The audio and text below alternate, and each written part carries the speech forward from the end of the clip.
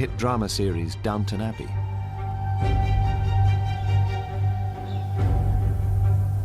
Over centuries, it's played host to royalty, nobility, and celebrity. It holds unexpected secrets. This is a fairy tale castle with a real-life lord and lady, and even a real-life butler. I think it's very important to maintain standards, because once they disappear, they will never come back. This is the behind-the-scenes story of England's best-known country home.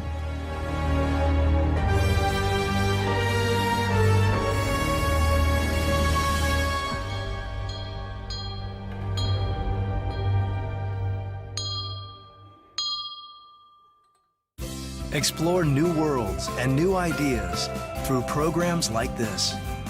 Made available for everyone through contributions to your PBS station from viewers like you. Thank you. 70 miles west of London lies one of the great estates of England, Highclere.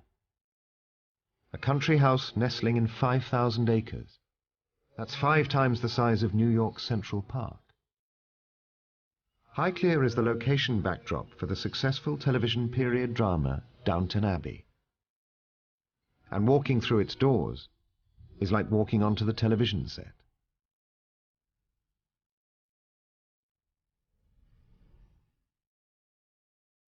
In reality, this is a 19th century trophy house designed to show off inherited wealth.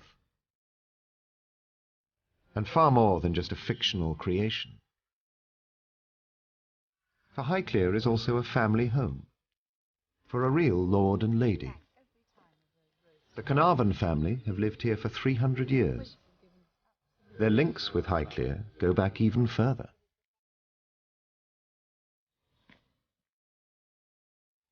The family have owned the land here since the time of Charles II's reign in the late 1600s. George Herbert, the 8th Earl of Carnarvon, inherited his title and the keys to the castle.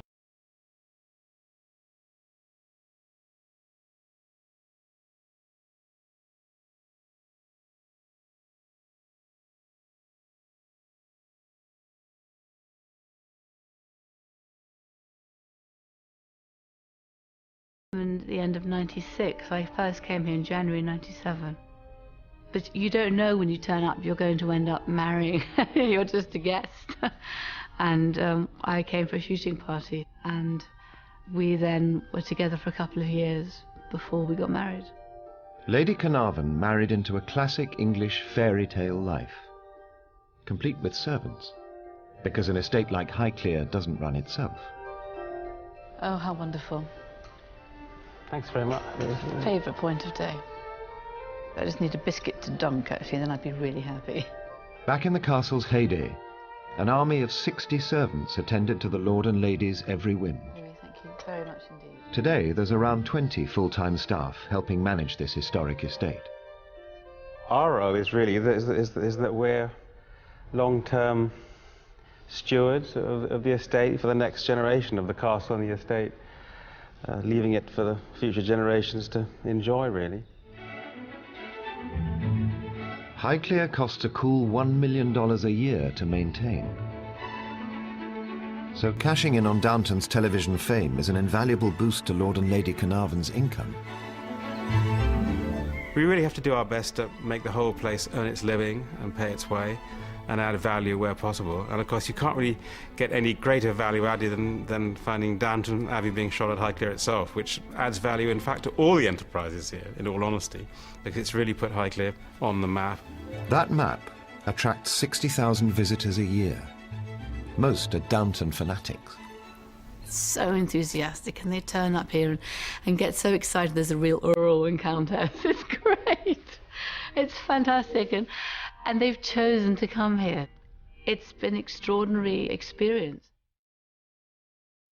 Millions of television viewers now know and love every corner of Lord and Lady Carnarvon's home. Downton scriptwriter Julian Fellows is a friend of the family. He had Highclere in mind as he wrote the hit drama, with a starring role for rooms such as the elegant library.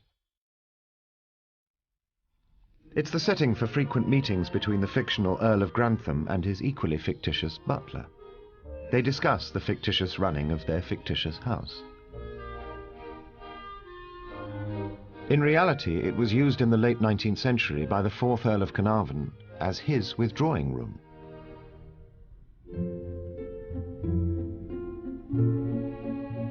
The ladies, however, withdrew to the more feminine splendor of the drawing room. Still, today, one of the family's favorite rooms.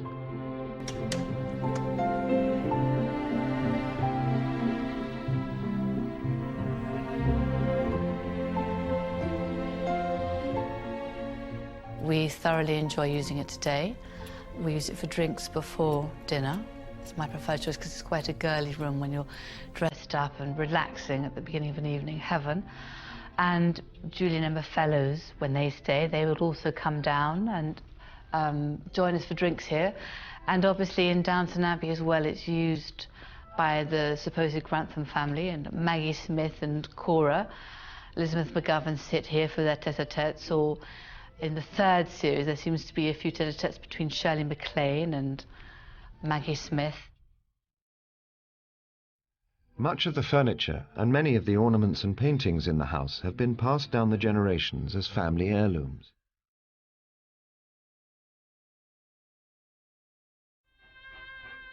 The children of the 1st Earl of Carnarvon hang over the fireplace. In Pride of Place is Lady Carnarvon's Pride and Joy, a 19th century family heirloom. And I moved it here into the drawing room. It was jolly heavy and quite a kerfuffle. Got some professional piano movers in to do it, obviously, but it is wonderful. It's an original Steinway from 1895. It has a beautiful tone. Quite fun to put photographs on it, and some of the music here is my modern, very simple music, and some of it is much more complicated pieces, which were obviously played by predecessors here. The drawing room has changed little through the years. It and other rooms are perhaps the real stars of the Downton drama. It is a very beautiful house, and it seems to never fluffs its lines, does it, in Downton? It always looks great. And the cameramen find different shots of the library or the dining room, or the views, maybe from the tower or maybe up to the towers. It's amazing that your house somehow is being so much part of a story. I sometimes see views of the rooms from an angle that I don't normally appreciate. I think, hold on, where exactly is that? Where are they? Possessions the family have accumulated over centuries make this a television set like no other. Some books here slightly predate the television era. There are volumes from the 16th century. The grand staircase dates back 150 years, solid oak, taking a year to carve into shape. Much is irreplaceable, not least the leather wall coverings, brought back from Spain by the 3rd Earl in 1631, and coats of arms from the 1st Earl to his modern-day descendant. The treasure trove list goes on and on and on, to the accompanying tick-tock of 37 historic clocks. Napoleon's 1795 desk vies for attention with the Baroque ceiling from the same era, and one of the world's greatest family picture albums.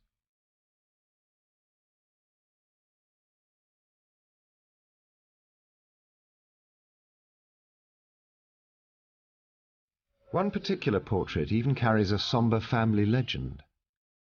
Moving this dining room painting will spell disaster for the Carnarvons. So Countess Margaret Sawyer remains a perpetual houseguest, and Highclere survives, watched over by King Charles I on horseback, a priceless Van Dyck. But there's one secret room you'll never see in Downton Abbey. The smoking room is strictly for family eyes only.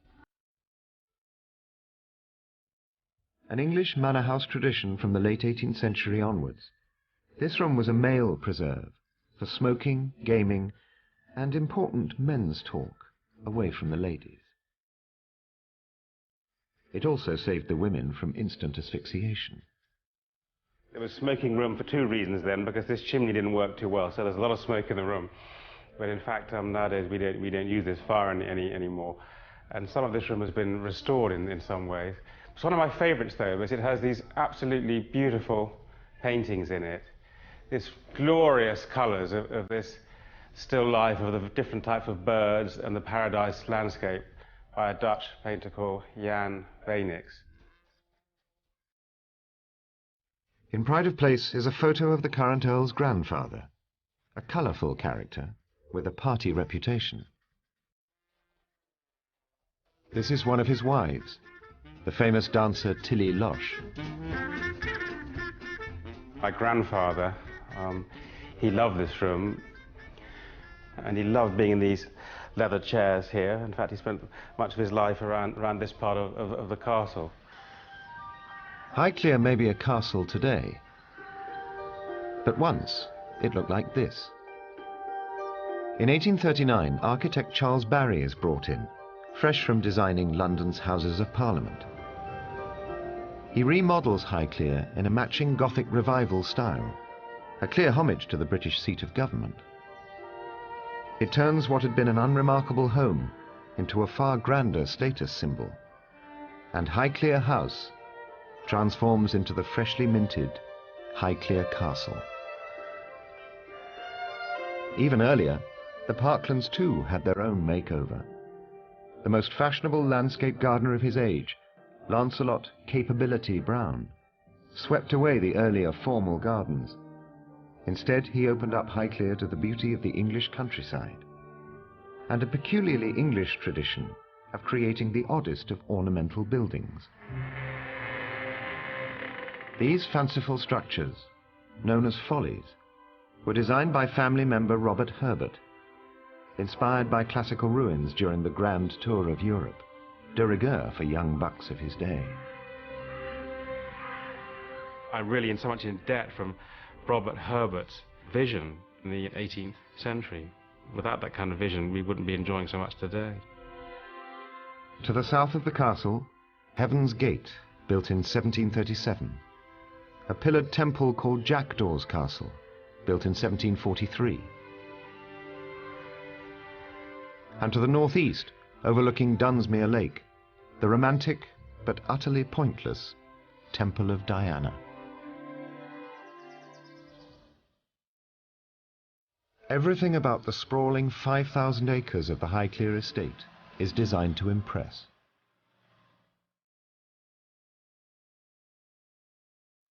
The mile-long drive to the house winds its way past 56 cedars of Lebanon, planted by the first Earl of Carnarvon over 3 centuries ago. Such planning takes time. Well, we're just coming into the main part of Lime Avenue, where most of these lime linden trees were planted at the time of my grandfather's birth in 1899, and most of them are still going strong today. Despite this tradition of planting for the future, not even an historic estate like Highclere can survive unchanged. Ever-rising maintenance costs and taxes have chipped away at the landholding. Like many estates, it has lost some land. It was perhaps a bit 20% bigger then, but much of it is still intact today. Another intact, though much changed tradition involves the human face of the Highclere estate. For 300 years, the privileged Carnarvons have been looked after by faithful servants. Today, they still employ a butler. In the past, he'd been known as Mr. Edwards. These days, it's just Colin. This is a job that you dress up, you look smart, you feel good. And if you feel good, you can do your job better, I think. The role of the butler nowadays differs quite enormously from what it was in Downton's days. In those days, they looked purely after the family. No, I think in the Downton era, it would have been completely different. I'm quite envious of Carson. Today, It's all about multitasking. In the summer, Colin also works in the visitors' ticket office, when he's not looking after the family.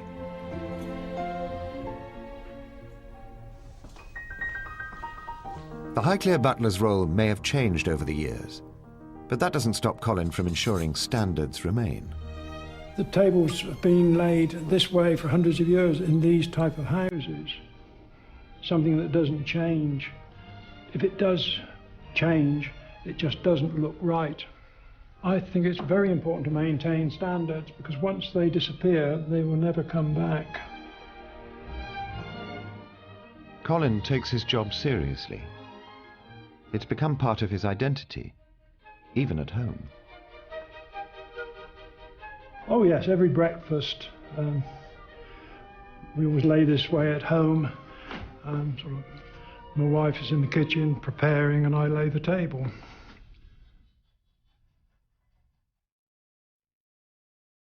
So how does Colin rate his Downton alter ego? When you see Mr. Carson laying the table, he's learnt very quickly how it should be done, and I think I would employ him. Just like the fictional Carson, Colin has to take care of a variety of VIP guests. The Queen, Prince Philip were regular visitors. Prince Harry's been here. We've had film stars. They're normal people. We treat them as everyone else.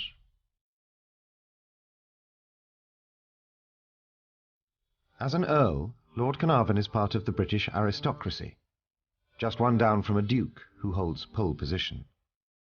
The higher up the hierarchy, the more likely you are to have a royal visit. And that means you have to keep the house in good order, so that it's fit for a visit from the Queen.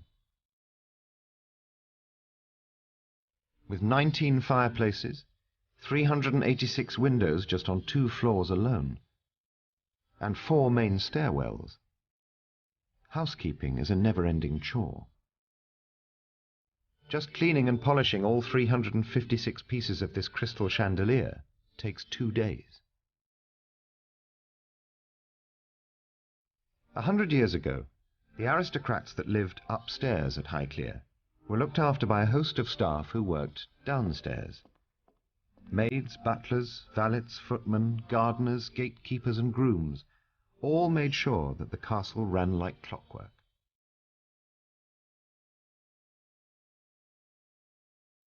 And woe betide any servant disobeying strict codes of conduct.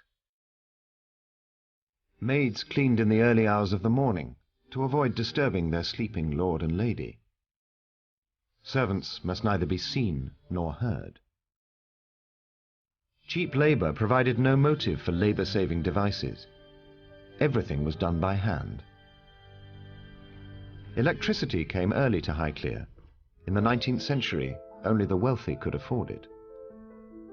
And new high-tech devices proved handy for summoning the servants. What we have here is the bell board, which every room in the castle has a button in each room which is connected to all the different little bells there. And if someone presses them, the centre then starts waggling and you can tell which room has called you. The bell board saved servants the bother of lurking outside a room to see if they were needed, but only if they could get on more efficiently with work downstairs. A few other state-of-the-art household aids have survived the centuries. High in the tower is where unmarried maids once slept, once strictly off-limits to young male footmen, now equally off-limits to tourists visiting the castle. 3 maids shared each tiny room, never far from the call of duty. The only high-tech appliance here was to help in case of fire. The ground is a long way down, so a canvas escape chute could be hung from the window. Maids were taught to keep arms close to bodies, otherwise delicate elbows might catch in the metal hoops. Complementing the inside staff are ground staff looking after the estate. This has been a playground for deer since medieval times. But to protect the vegetation, their numbers have to be kept under control. And so it takes one man and his gun. In the office they call me Robert Hawker, the deer stalker, because it rhymes. Robert comes from a long line of Highclere deer stalkers and has been deer manager on the estate for 7 years. Maintaining a healthy population means culling the weaker animals.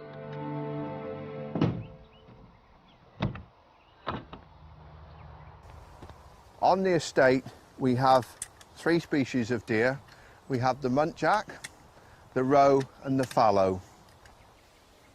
They're such beautiful animals, and you know, my job here is just to make sure that they flourish. You've got to feel always, I believe, to be a true sportsman and be able to do this sort of thing, you've got to feel remorse for what you've just done. There's little hair there, tucked up under the rain. You've got to feel remorse for what you've done, otherwise you just become a killing machine. And you need to feel that. It's a lovely animal that we've culled. Just before dark, a lot of stuff moves in that last 15 minutes of daylight. That's when the possibilities go up higher for a shot. But maybe not this time. Robert didn't get to pull the trigger tonight. His deer have a lucky escape. Sunrise is a busy time for the estate gamekeepers. It's feeding time for the pheasants.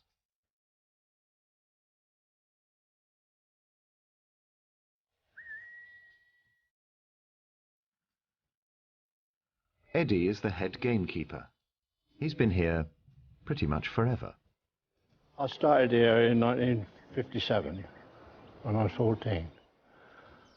Only just 14 then. And I've been here ever since. The gamekeeper's job is to love and care for his birds, so the wealthy can shoot them. In the early 1900s, the aristocracy did this on an industrial scale. Lavish 3-day shooting parties were opportunities for the lord of the manor to show off his wealth. And Highclere did that particularly well.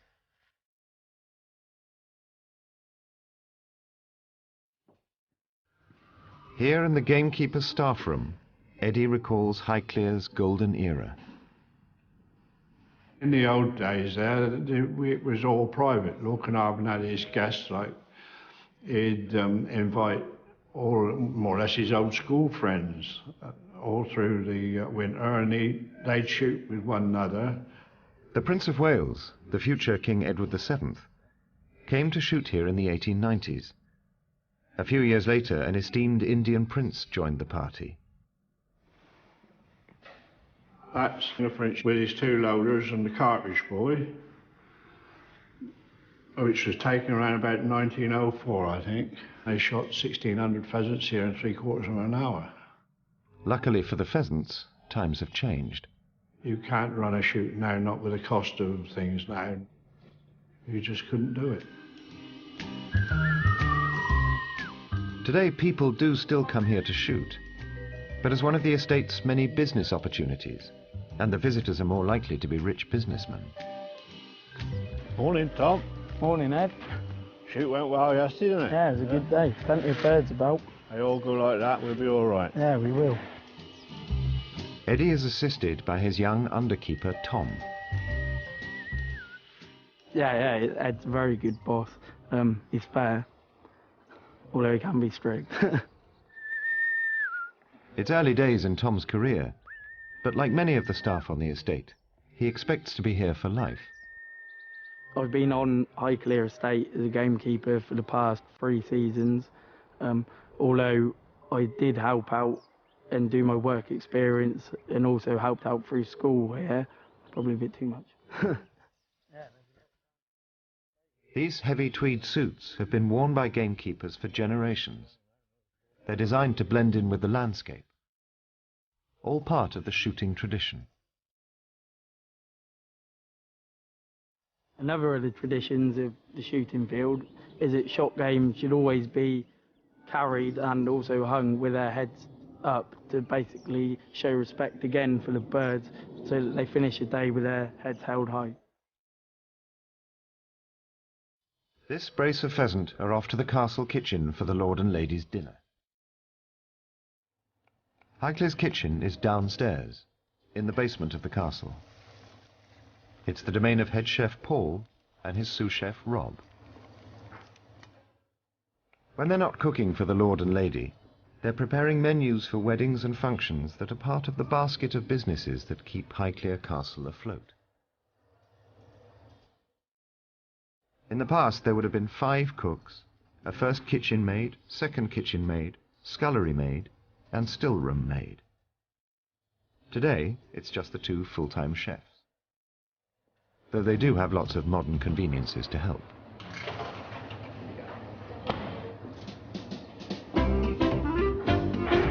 Morning, Paul. Good morning, There's Eddie. a present for you. Fantastic. Ordered. Thank you. Okay. Lovely. Thank you. This pheasant is destined for a mushroom risotto, a dish cooked in this kitchen for more than 100 years. Fantastic. Right.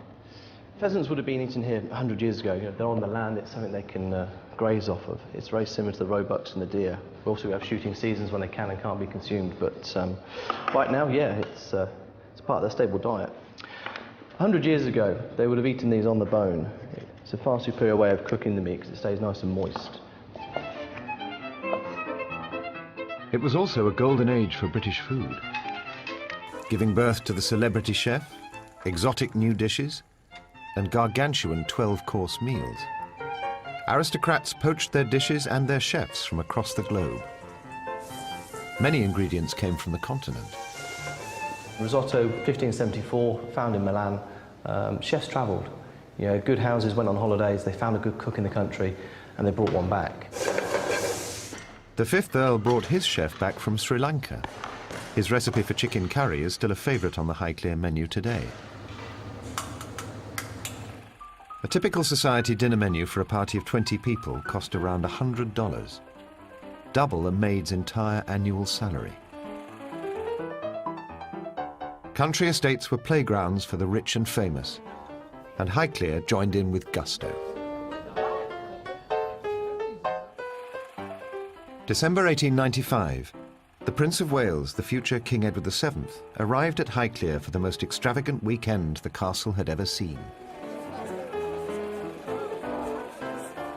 For His Royal Highness, nothing was too much money or too extravagant. There were 12 courses at dinner: caviar, truffles, snipe, partridge, oysters, quail, ptarmigan, pressed beef, chicken, galantines, and pineapple. With a full belly, the king retired to his room, refurbished for his visit, with red silk walls and ornate French furniture. In today's money, the bill for 3 days entertaining royalty was an eye-watering $500,000. What do you need?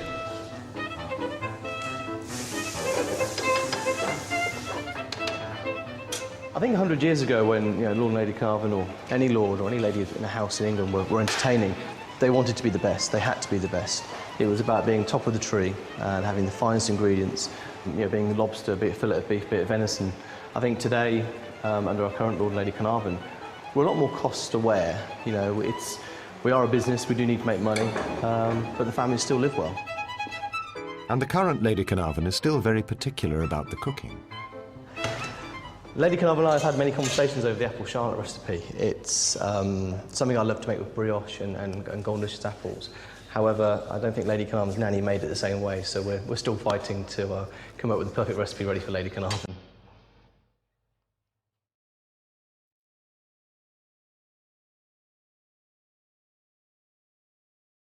Highclere is a spectacular house with a rich and exotic past. But the most extraordinary chapter in its 300-year-old history began in 1890, when the present Lord Carnarvon's great-grandfather took on the title.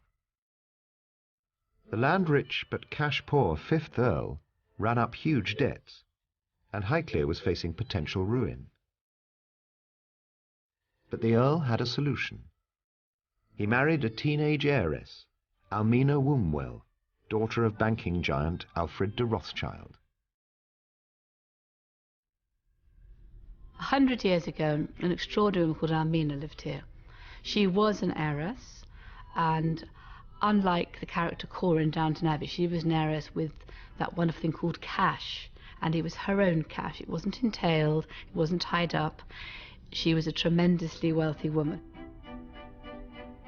As part of the marriage settlement, de Rothschild paid $200,000 to cover the Earl's debts and provided Almina with a dowry of $800,000. Almina's fabulous wealth ensured the flag continued to fly over Highclere, and her mark on the castle survives today. This is a silk wall covering here, which was given as a present to Lady Almina by her father, Alfred de Rothschild, just over 100 years ago now. And he gave her enough silk both for the wall covering and the curtains. In original form, it would have cost thousands of dollars. Nothing was too much for Almina and her insatiable appetite for the good life. She loved wearing jewels and dancing. She was just barely 5 foot, very trim figure, loved the best clothes, the best jewels. Not only rich, but also the wife of an earl.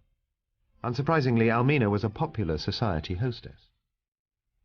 Her party seemed often to start at 10 o'clock at night, when everyone would draw up, and the house was one of the first in the area to be electrified, to have electricity. And they would dance till 6 in the morning. Carnarvon might come downstairs and say a few words, and then he'd retreat back up to his sitting room and probably carry on reading or whatever else. In fact, Carnarvon was working on something big. Something so big that it would bring worldwide fame to Highclere. This was the Lord Carnarvon, who bankrolled the discovery and excavation of Tutankhamun's tomb. The story of how the Earl helped make such an extraordinary discovery began with his passion for automobiles.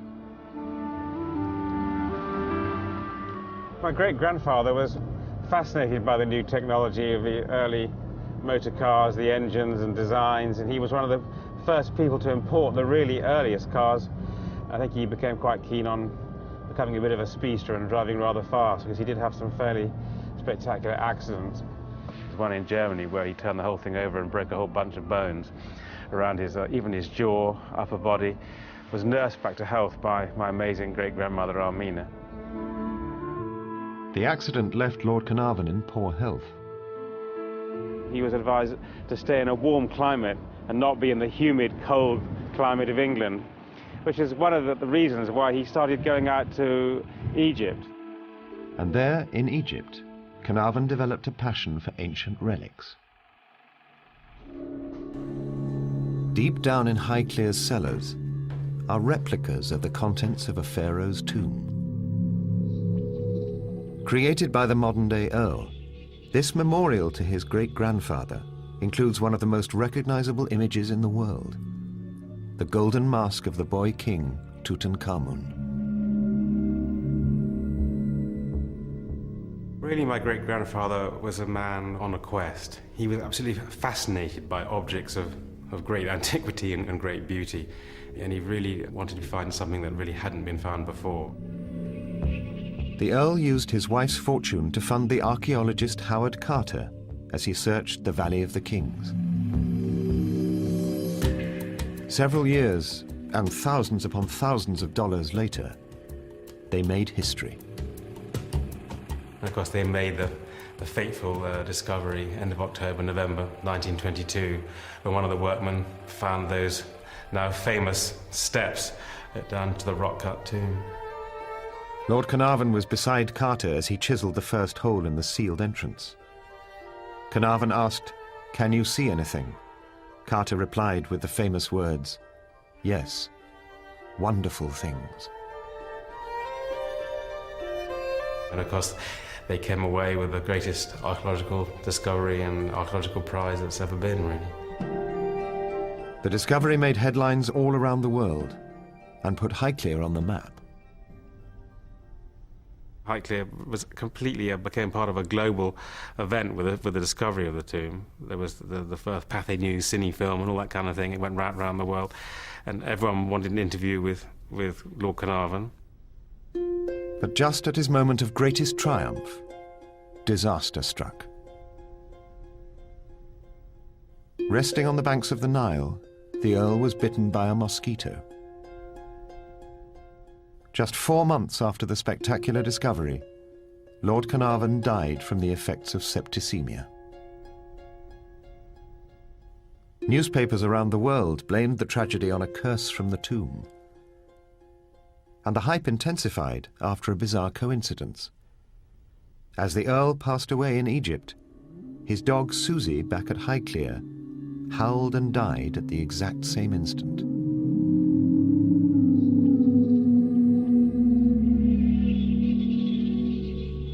The current Earl celebrates his great-grandfather's discovery with these reproductions in the basement.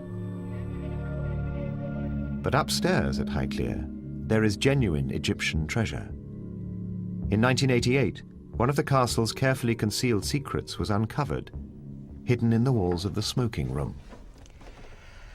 One of the really fascinating secrets of the smoking room are these extraordinary cupboards hidden here between the drawing room behind me and the smoking room, which, during my grandfather's life, lay undisturbed and undiscovered for some 62 years. And we never knew anything about it. And my grandfather was superstitious and never said anything. So after he died, my father and his butler, Robert Taylor, were looking at all the different things in the castle. And Robert says to my father, "Well, my lord, there might be some Egyptian stuff."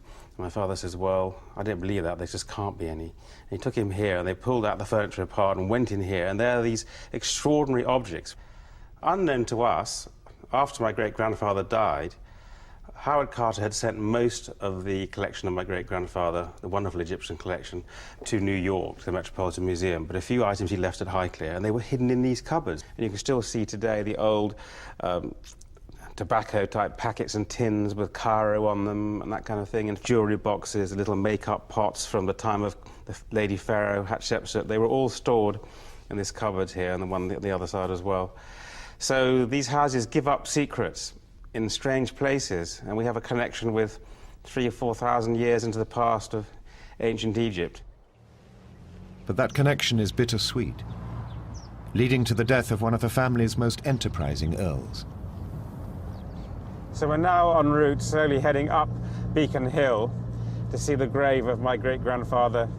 And of course his grave lies at over 800 feet above sea level at the summit of Beacon Hill, which is an ancient Iron Age fort and has spectacular views in all directions. The Earl's body was brought back from Egypt and laid to rest at this, the highest point on the Highclere estate.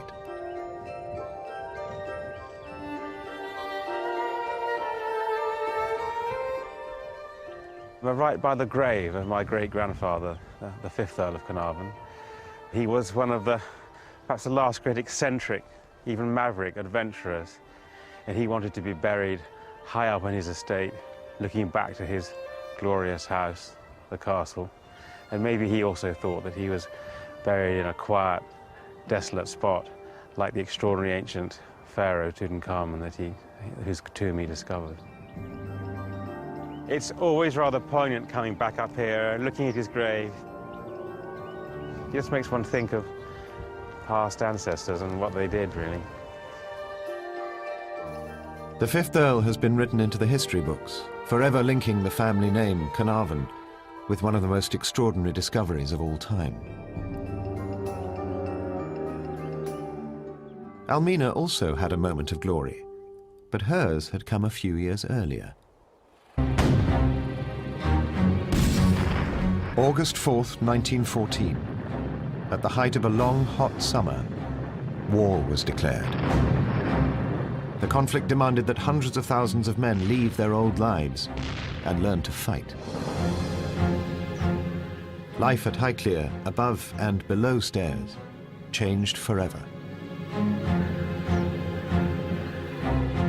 75 men left the estate for the battlefields to fight what would be a bloody war.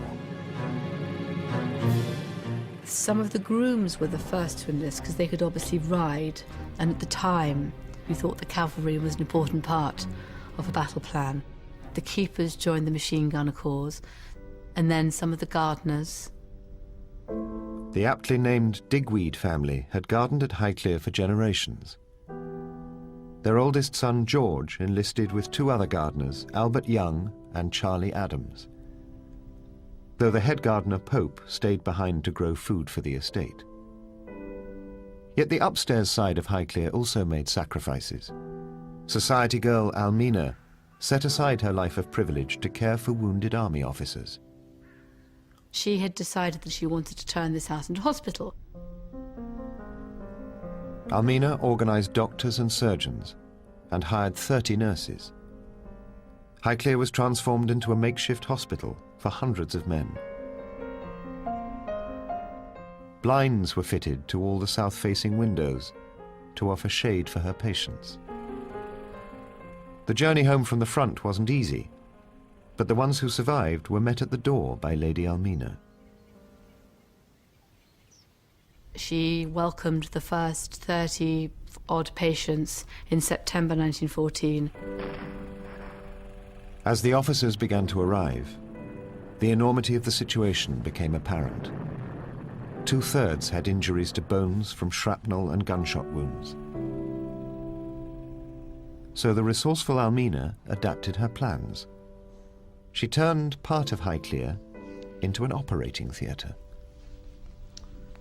So this is Arundel bedroom, which is one of my favourite bedrooms to put guests in today, but 100 years ago was used by Almina as her operating theatre in the First World War. I imagine it's because it was near the stone staircase which could be used by the staff, and this was where apparently there used to be operations every Monday when the surgeons would come down by train from London. There was the orthopaedic injuries, the broken legs, the broken arms, the broken hands, which were sent back across the water to England. So many of them had not merely a bust leg or bullets in their calf, but also gangrene and dysentery. So Almina was faced with some quite tough cases. While the officers were convalescing, Almina spared no expense to make them comfortable. Silver service dinners were followed by cards in the library. Highclere was a haven for the wounded. In the archives are hundreds of letters from grateful patients and families, testimony to the work of Almina. I was indeed lucky to be sent to Highclere, and shall never forget all your kindness. I arrived feeling an awful wreck and so depressed that I didn't care whether I lived or died. But your sympathy for me and the fact that you stayed with me that first night worked a most wonderful cure. My heart feels too full for me to express the deep gratitude I feel for you for all you've done for me. Oh, I cannot tell you what a joy it is to be able to do so much already, and my heart feels too full for me to express the deep gratitude I feel to you. Some of the letters are moving because they're obviously written by a right-handed man in his left hand, learning to write from scratch because he'd lost his right hand. But she was an extraordinary woman. She had the money, and if she didn't have the money, she would still have gone and nursed people. She had an extraordinary combination whereby she could do things on such a scale and just go for it. What a lot we owe to people who came before us.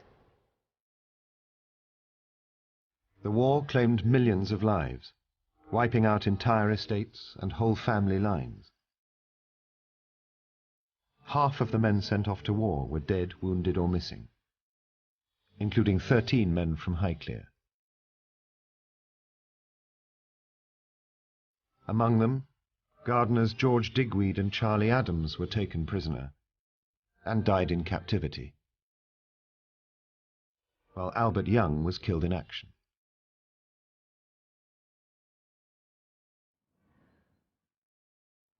The end of the war brought massive social and political change and heralded a new era in England. Men who left as servants returned as less deferential, battle-hardened veterans, demanding social equality. A British economy ruined by war demanded new taxes, a shock to the landed gentry, used to income tax at 6%. By the time Lloyd George had his budget right at the end of the First War, it was more like 50, 60. So people weren't really expecting these kind of things with the higher incomes, and a lot of them didn't prepare for it very well, and so they just kept spending money and they didn't think of it with tax. And then things were sold. So a lot of estates began to be broken up. Everyone was struggling to make ends meet. The New World, America, was where the money was, and art was being sold from this country to America to fund the gap and for the families in this country to pay their tax, because their revenue from land and farming was fallen off a cliff. There was very little. The landed gentry could no longer afford large numbers of servants, and a generation educated by war saw greater opportunities in factories, trade and cities. So many aristocratic families simply gave up. In the 1950s and 60s, many British country houses were demolished. Against all the odds, Highclere survived. The present Lord Carnarvon has taken on the challenge of preserving the best of the past. But it can be a daunting task. As Julian Fellowes has said in the Downton script, you don't want to be the Earl that lets the whole thing down and it all goes and collapses, and that's the thing that really sort of hangs over one a bit, because it's been discussed a number of times by Lord Grantham, and of course I feel sort of the same thing. Luckily, business is booming on the estate, and the Earl has been able to spend millions of dollars restoring the castle. Inside the house, the salon with its triple-height vaulted ceiling and minstrel's gallery needed extensive repairs. Some years back, we did the roof above us now over 2 years, which was a few £100,000, but we definitely had to do it, or we'd be very wet sitting here right now. It never really ends at Highclere. There's always something to be fixing, isn't there? So... Yes. I like doing the fun bits inside, but without having good roofs and good walls, there's no point, you know, making a room look beautiful again. As well as repairing the fabric of the house, there are other, more unusual costs. One man's folly is another man's maintenance project. Recently, all have been restored by the Earl.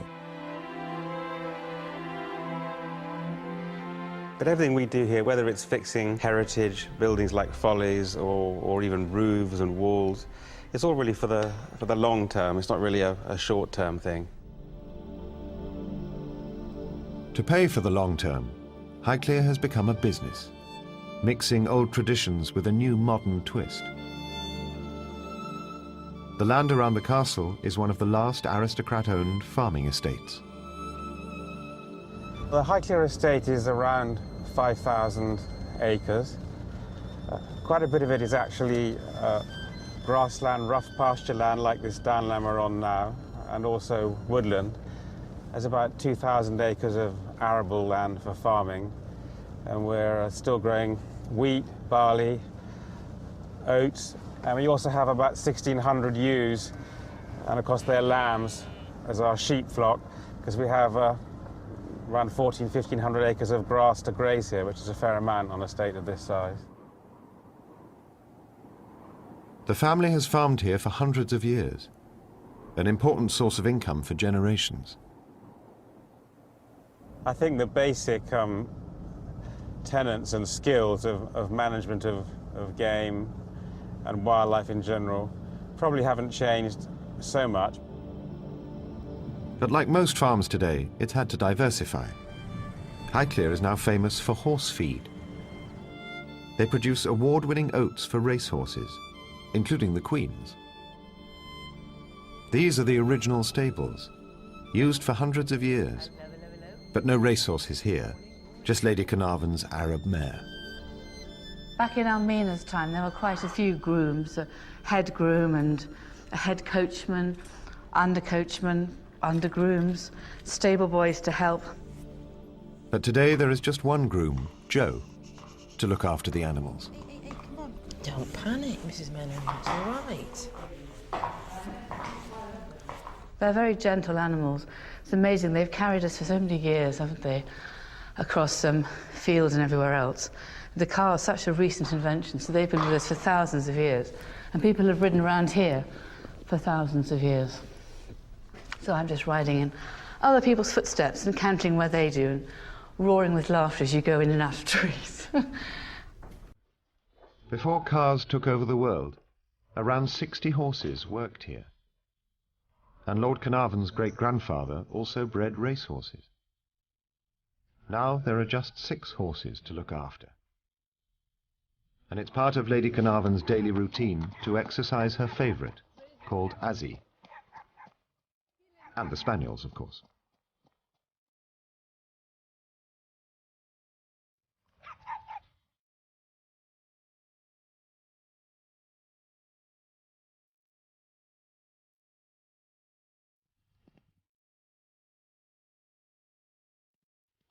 I love just riding through the park fields, because as you go and you look back, there's amazing views of the castle, and it was really designed for people to ride on horseback. It's very, very peaceful. I think I always get a sense of coming into another world. I think it's the landscape and the cedar trees.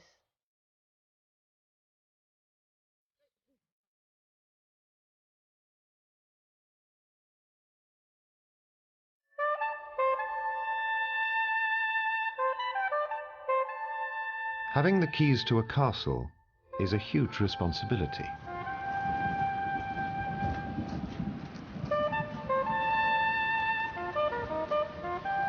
I think we'd just about be able to get it to a state where the worst of the really big repairs have been done. That would mean all the difference to me, really, to have achieved that in my lifetime. I can say that, hand over to my son George eventually and say, look, at least, you know, you can build on that. You're not having to go right back to square one with repairs that haven't been done for 150 years. Between them, Lord and Lady Carnarvon are preserving Highclere for future generations. I see my role as I'm trying to support his endeavours to, you know, not drop the baton, to keep this, you know, to continue to live here and look after the landscape and the house and leave it in better nick than we inherited it, in a way that is relevant in today's world. With its dedicated caretakers and newfound fame in Downton Abbey, Highclere Castle will remain one of the great estates of England for some time to come.